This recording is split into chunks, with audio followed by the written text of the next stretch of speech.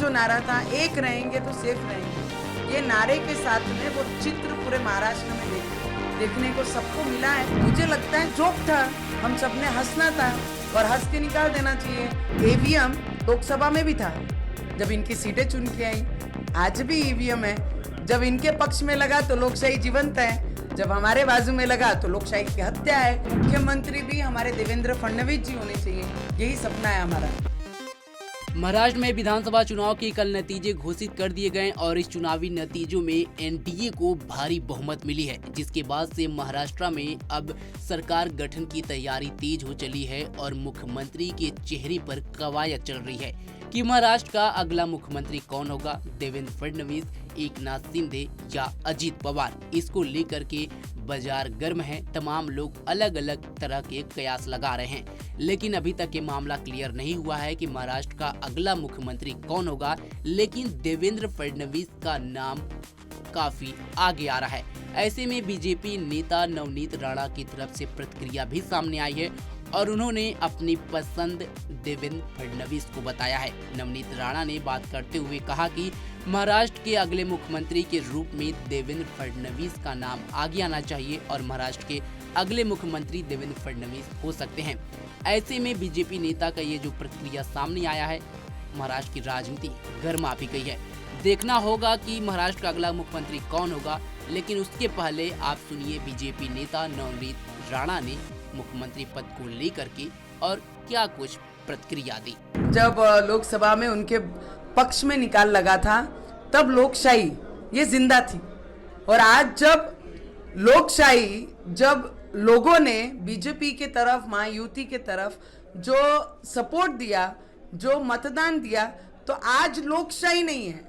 मुझे लगता है जोक था, हम सबने हंसना था और हंस के निकाल देना चाहिए। मुझे लगता है जो घर पे बैठते हैं उन्हें, जो हम जैसे ये जो बोलते हैं लोकशाही खत्म हो रही है, लोकशाही के विरोध में, जब ईवीएम लोकसभा में भी था जब इनकी सीटें चुन के आई, आज भी ईवीएम है। जब इनके पक्ष में लगा तो लोकशाही जीवंत है, जब हमारे बाजू में लगा तो लोकशाही की हत्या है। तो ये जोक था, मैंने जोक से ले लिया।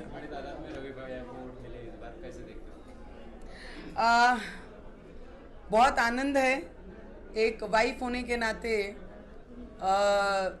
जो आनंद मैंने महसूस किया कल, मेरे आनंद से बाकी जिले में जितने लोग हैं उन्होंने वो महसूस किया। और मेरा श्रेय कितना बनता है मुझे नहीं पता, पर उनके क्षेत्र में रहने वाली जितनी भी महिलाएं हैं, जितने भी बुजुर्ग हैं, ये श्रेय रवि जी की इतनी बड़ी लीड पे जो चुन के आए, इसका सबसे बड़ा श्रेय उनको जाता है। हाँ, भाजपा का मुख्यमंत्री होना चाहिए और मुख्यमंत्री भी हमारे देवेंद्र फडणवीस जी होने चाहिए, यही सपना है हमारा। मैं आपको इतना ही बता सकती हूँ कि लोकसभा में जो प्रचार राहुल गांधी के तरफ से झूठा प्रचार किया गया था, आज हमारा जो नारा था, एक रहेंगे तो सेफ रहेंगे, ये नारे के साथ में वो चित्र पूरे महाराष्ट्र में देखने को सबको मिला है।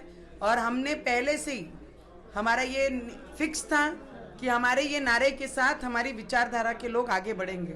और ये चित्र देख के बड़ा आनंद हो रहा है कि मैं कुछ मतों से मेरे लोकसभा क्षेत्र में पीछे रह गई, पर आज उससे कई ज़्यादा मतों से हमारे सभी एमएलए यहाँ पर चुन के आए।